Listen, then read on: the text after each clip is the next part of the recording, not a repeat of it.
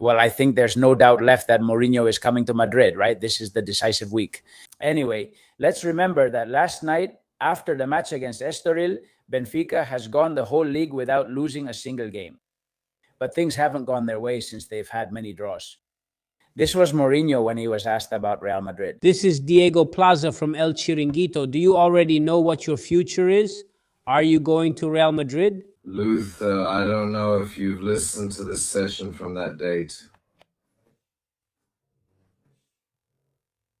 The phrase refers to when he spoke right after the match, I imagine, with the rights-holding broadcasters, right? I said that I haven't. The only thing I have in my hands is Benfica's offer, which I haven't seen, but Jorge Vélez tells me it's a structurally very good offer.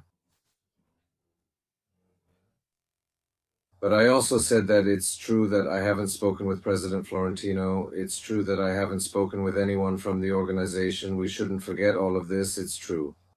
But I also said that the session on the lost date at the beginning of the 8 years is stupid, and obviously there have already been contacts between the group and Jorge. I think that if they're going to make changes, they should have contact with me during next week.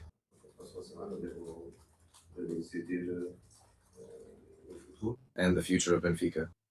What else do I contemplate?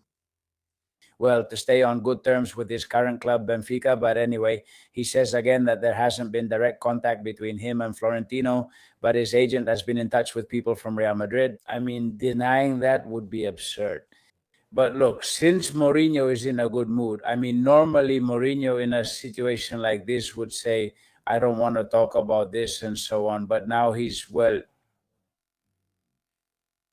answering well. And also to the journalists who ask him about Real Madrid, because he knows he's coming and because there are things he just can't deny anymore. Another moment from the press conference, they asked him about Madrid again, and he responded with this. The same story, if this happens, if it happens. Look, Real Madrid's coach is Alvaro, and when do they play? Tomorrow, right? May they win tomorrow.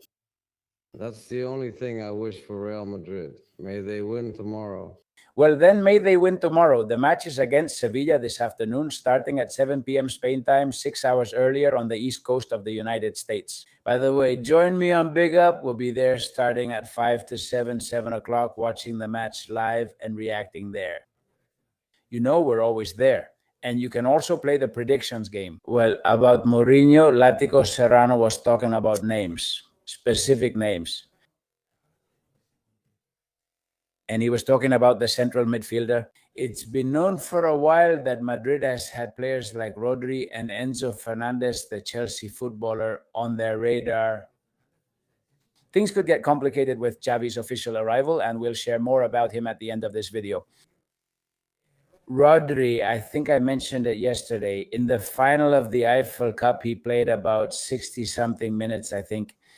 And well, after the last injury he had, he said he was a little scared because, you know, with the World Cup coming up and all, and these are injuries that can get more complicated for some people, but it has nothing to do with a torn cruciate ligament. Or maybe it does, because after a cruciate ligament tear, different types of injuries can happen, and you have to be very careful. Just ask Carvajal and Militao, right? It's crazy.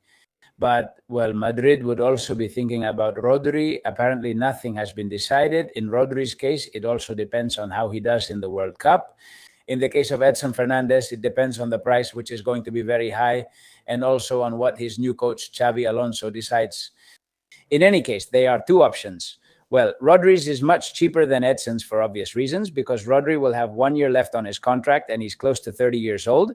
I think he turns 30 this June or July, and Edson's situation is just out of reach for us. And then there's Keith Smith.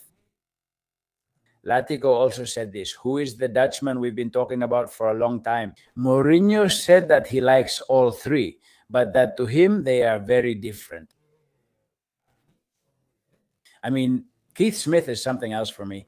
When I watch Keith Smith play, he reminds me a bit more of a Pedri than of a traditional holding midfielder. But, well, if we're looking for one for the future, definitely the Dutchman. But Látigo was also talking about Látigo Brazilian footballer. I didn't know him, Joao Gomez from Wolverhampton. The Wolves have been relegated to the second division, so they would have to sell. And I'll link it here with a comment, a video that Ramon Alvarez de Mont also made about Jorge Mendes and the paradigm shift right now. Real Madrid, Florentino hadn't been getting along very well with Jorge Mendes for a while after Cristiano Ronaldo left Real Madrid. And about Mourinho, who is still represented by Jorge Mendes, would that bring Jorge Mendes closer to Real Madrid again? And it would open up a range of possibilities with players represented by the famous Portuguese agent. João Gomes is not one of them, but Wolverhampton is basically Jorge Mendes' club. And so maybe that could speed things up. He's a footballer rumored to have a verbal agreement with Atletico de Madrid. Honestly, I haven't seen him play. If you have, let me know in the comments. Most importantly, if he's a player for Real Madrid, they say Mourinho loves him. That Joao Gomez is someone he really likes. I don't know if earlier I said Joao Gomez or Jorge Mendes. I don't know. I can't go back in the video, but maybe it was just a slip. Joao Gomez. This player's name is Joao Gomez. And in the last few hours, there's been quite a bit of talk in the newspaper AS, I think it was, about the option of Gvardiol for Real Madrid, that he might be offering himself.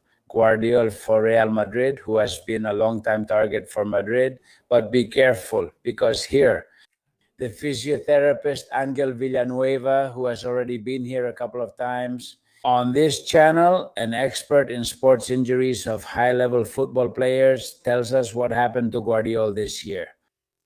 He hasn't played regularly since January 7th, 4 months now due to a fractured tibia, and he has had surgery. It will be necessary to evaluate. A thorough assessment of his physical condition should be done before making a decision. Is the risk worth it? He says, I don't think so. Careful, because look, here is the Gvardiol's medical history.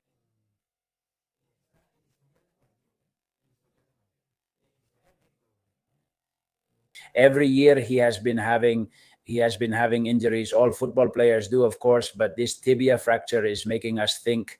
Someone once told us, and we talked about this once with Angel, and I always mention him, wasn't there a warning about what could happen to Militao? And indeed, it ended up happening to him with the second cruciate ligament tear in his other knee.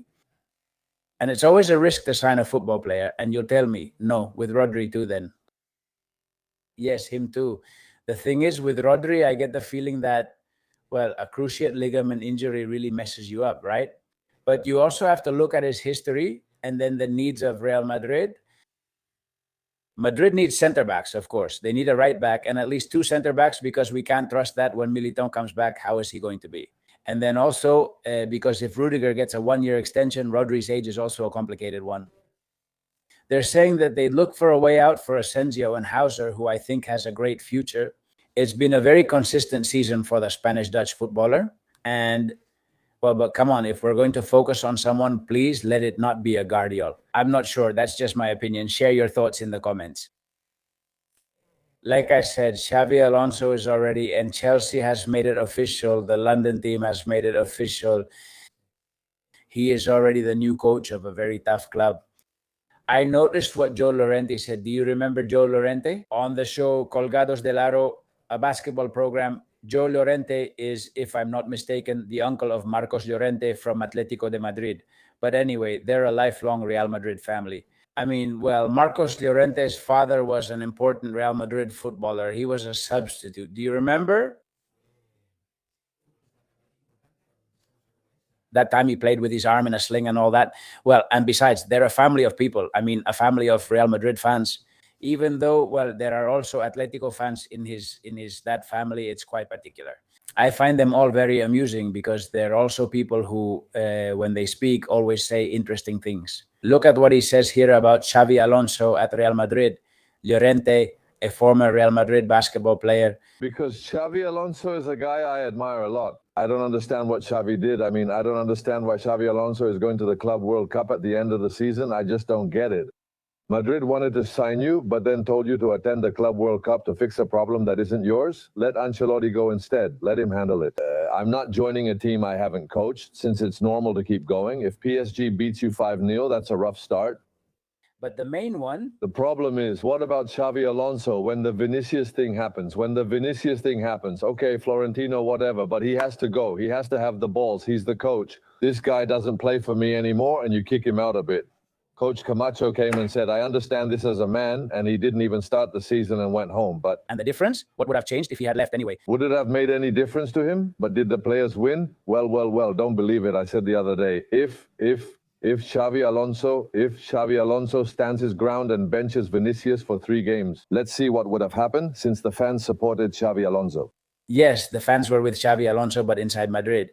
In terms of media pressure, public opinion on social media and so on, there was a huge pro-Vinicius movement. And then, well, Florentino was on the side of his star, not his coach. I like what this former Real Madrid basketball player says. He's a former Madrid player. I love when players speak this clearly, not just for the headlines, but because you can tell he's speaking from the heart without holding back. But of course, Madrid is a very unique club, very unique, but it's true. And didn't he say it the other day, taking it away from him? I mean, speaking well of Xavi in this sense, so to speak, but still, right? It's just that, of course, everything started at the Club World Cup because then there was a new preseason. And that's how he excused himself a little for the team's bad situation during the turn of the year, right? From 25 to 26, right? And of course, with the Club World Cup, that didn't allow us to prepare well for the next season. But what he says here is very true. Now, accepting that doesn't mean you pull a Camacho and quit. I don't do this, and they say he knew and didn't want to, but it was a sine qua non condition to sign for Real Madrid. You don't want the Club World Cup, we won't sign you. My friend, what do you do in that case? What does Xabi do? Well, he had to say yes. He had to say yes, just like he has now. Even if it's Chelsea, which is a very particular club, but it's still a club with the makings of, well, yes, because they won the Club World Cup just last year, and with the makings of competing in the Champions League and competing in the Premier League. Well, what is he going to say? He has to say yes. Now, that's 2 tough situations, right? 2 tough situations in a row for this man. But, well, not everyone is a club, or not everyone has that kind of career as a coach. There comes a moment when you can stand your ground and say, I'm not taking this. You decide. I only coached Real Madrid and now the French national team. I'm thinking of Rai. Rijkaard used to be everywhere with Barca. Later, he went to Turkey or Arabia, but I can't recall which. But there are coaches who are very selective and others who maybe don't want to be or can't afford to be. I don't know. Hope all goes well. See you later. If you enjoyed this video, like, subscribe, comment, share, and have a great Sunday. Bye.